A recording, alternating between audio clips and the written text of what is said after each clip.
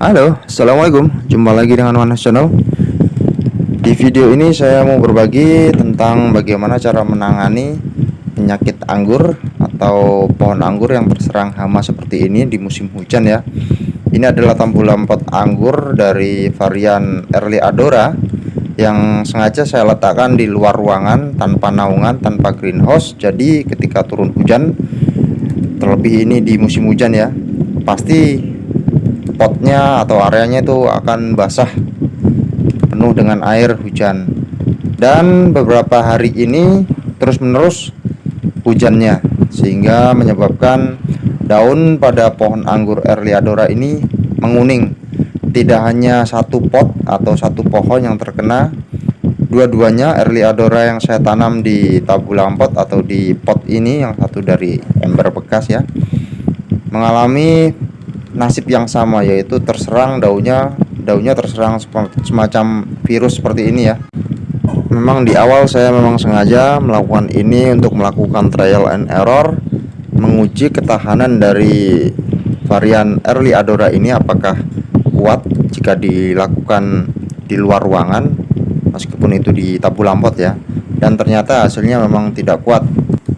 Maksudnya jika ditanam di dalam pot dan di luar ruangan tanpa naungan dan terkena hujan terus-menerus, ternyata daya tahannya itu kurang ya.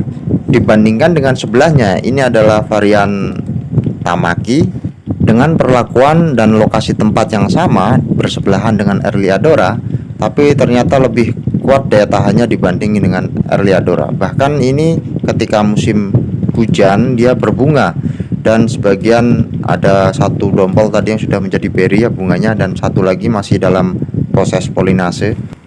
Jadi di kesimpulan kali ini saya beranggapan bahwa Early Adora itu tidak kuat ya jika ditanam di tabulang pot dengan kondisi tanpa naungan dan di musim hujan. Ketika hujan sedang deras-derasnya, ternyata dia mudah terkena penyakit atau cendawan seperti itu. Namun beda ceritanya jika ditanam di grounding atau di tanah langsung. Saya juga menanam di belakang rumah, itu langsung saya tanam di tanah atau di grounding langsung.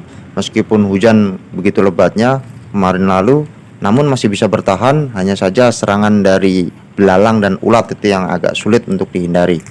Baiklah, karena sudah terlanjur seperti ini ya, terserang hama penyakit di musim hujan, mungkin karena tingkat kelembaban tinggi sehingga menimbulkan jamur yang timbul di daun-daun Early Adora ini. Langsung saja ke topik utama, bagaimana cara kita menangani pohon anggur Early Adora di musim hujan jika sudah terserang jamur semacam ini ya. Ini saya rasa sudah terlalu parah ini, karena kalau menggunakan cara penyemprotan saya sudah pernah melakukannya, namun hasilnya kurang maksimal ya. Bahkan saya sudah mencampurkan antara fungi dan insek, melakukan penyemprotan dan juga melakukan karantina di tempat teduh, tapi hasilnya sama aja. Semakin lama juga akan menular ke daun yang lain. Jadi untuk cara efektifnya ya, mau tidak mau kita harus melakukan pemangkasan total. Kita harus mengulang dari awal pembentukan cabang-cabang dari pohon anggur Early Adora ini yang ada di tabulang pot.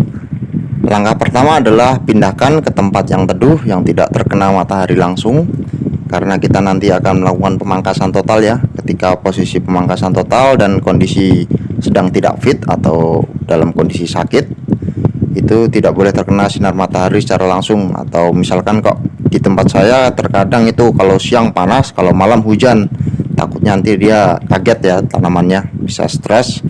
Sudah terlanjur kita pangkas malah dia tidak mau terubus. Maka dari itu kita letakkan di tempat yang teduh terlebih dahulu. Setelah itu kita melakukan pemangkasan. Saya akan melakukan pemangkasan terlebih dahulu karena prosesnya ini agak lumayan lama, jadi kamera akan saya hentikan terlebih dahulu untuk melakukan pemangkasan.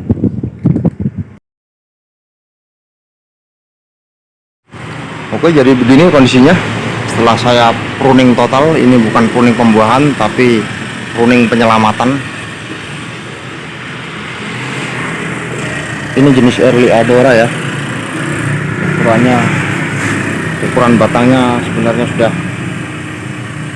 layak untuk dibuahkan sebenarnya, hanya saja terkena penyakit di musim hujan. Kondisinya jadi parah. Saya melakukan tindakan pencegahan, penyemprotan masih kurang efektif, jadi saya ambil tindakan penyelamatan. Langkah selanjutnya yaitu dengan memindahkannya dari ruang terbuka yang terkena hujan langsung ke tempat yang agak teduh, tidak terkena hujan secara langsung, dan perlakuan pruning. Jadi setelah melakukan pruning seperti ini, saya akan memberikan treatment selanjutnya ke media tanamnya, yaitu berupa penaburan kapur dolomit. Ini ada kapur dolomit, saya masih ada stok kapur dolomit, dan juga saya campur dengan cangkang telur. Cangkang telur ini sebagai pengganti dari kalsium nitrat, sumber dari kalsium nitrat. Jika kalian tidak memiliki cangkang telur, ya bisa menggunakan pupuk ya, pupuk kalsium nitrat atau kalnit, itu di toko-toko online juga banyak. Silakan menggunakan, karena saya stoknya sudah habis. Nah, jadi sementara saya menggunakan cangkang telur. Ini agak slow release sifatnya. Saya akan melakukan penaburan ke media tanam.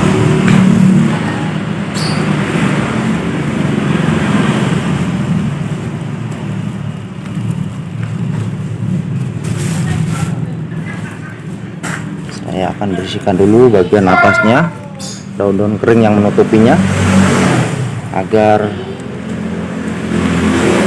kapur dolomit dan kalsium cangkang telurnya bisa langsung menyentuh ke media tanam tanah langsung ya.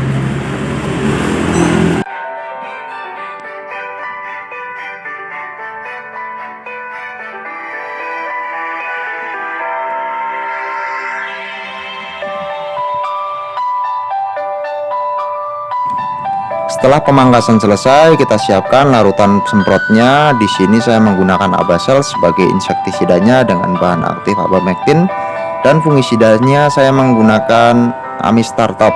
Meskipun terkadang saya selang-seling penggunaan dari merek fungi dan inseknya ya. Untuk takaran lihat di dosis kemasan saja.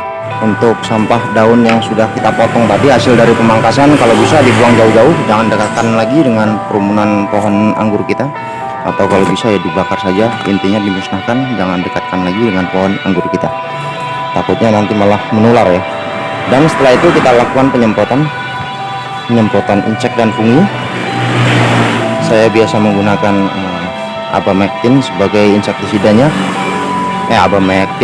Abasel sebagai insektisidanya yang mengandung bahan aktif abamectin, dan untuk fungisidanya saya menggunakan Amistar Top kali ini ya. Oke, ini juga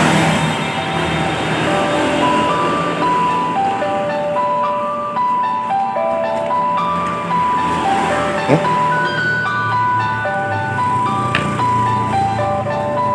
Setelah melakukan penyemprotan, treatment seperti tadi, dan terakhir adalah saya memberikan air penyiraman. Satu embor ini sekitar 6 liter ya. Jadi saya siramkan ke semua pot ini. Bismillah.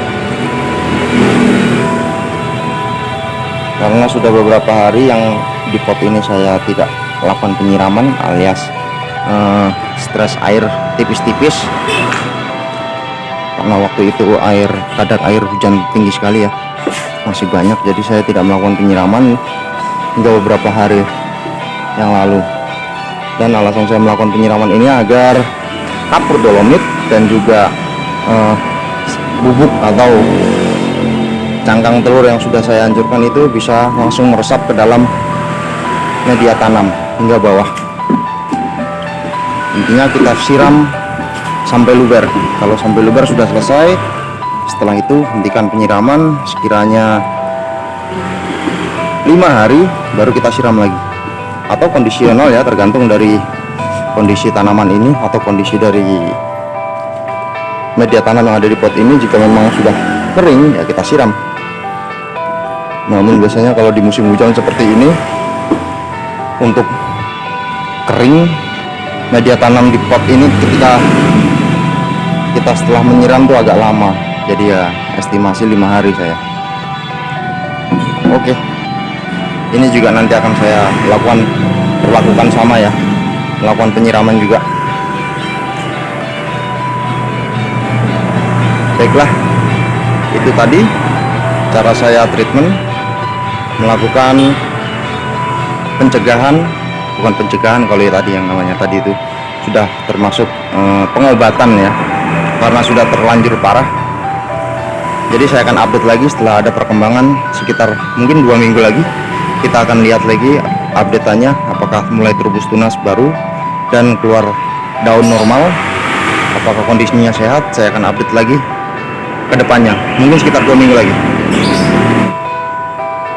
Ini setelah 3 minggu setelah terakhir kali saya melakukan pemangkasan total ya, bukan pemangkasan pembuahan tapi pemangkasan penyelamatan agar bisa memulai lagi dari awal. Mulai bertumbuh ya, di sini terlihat dia sudah mulai tumbuh, tunas-tunas baru mulai bermunculan, meskipun tidak semuanya, karena di sini juga ada beberapa tunas yang belum tumbuh juga.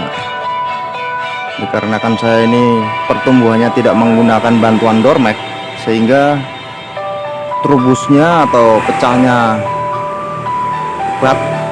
tunas bat itu memang agak lama, dibutuhkan waktu antara 2 hingga 3 minggu.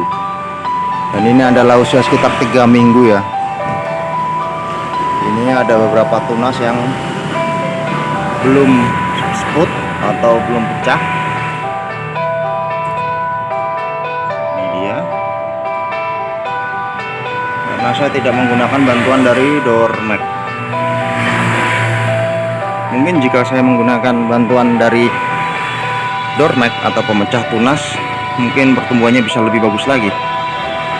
Nah, di sini sudah mulai keluar tunas baru. Kita akan pelihara, kita akan besarkan tunasnya. Jenis Erliadora. Dan untuk yang satu lagi ini, meskipun sudah lewat 3 minggu, namun nampaknya belum ada perubahan. Belum ada perubahan sama sekali ya.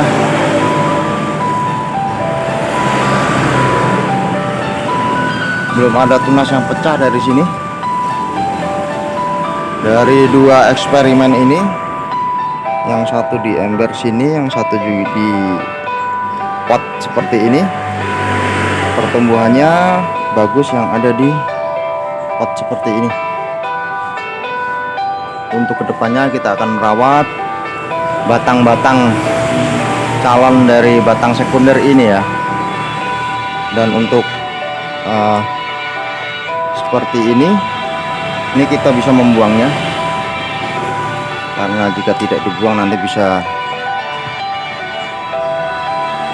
apa ini namanya, jamurnya ya, karena ada masih jamur yang tersisa.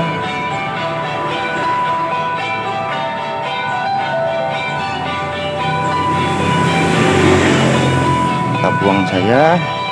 Ini juga nanti pasti akan pecah lah tunasnya. Tunas ini akan pecah nanti. Lihat.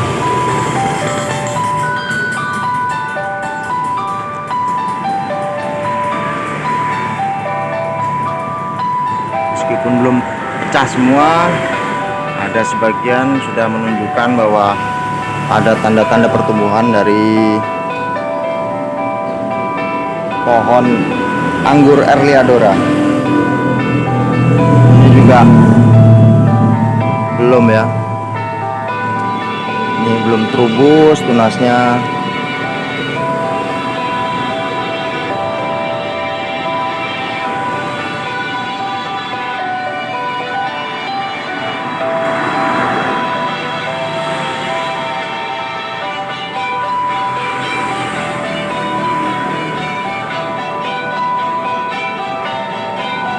Baiklah, saya rasa cukup sekian updatean 3 minggu setelah pemangkasan penyelamatan dari serangan hama penyakit di musim hujan, karena pohon anggur early adora sendiri ternyata tidak kuat jika di dalam pot. Kita biarkan saja terkena air hujan ya.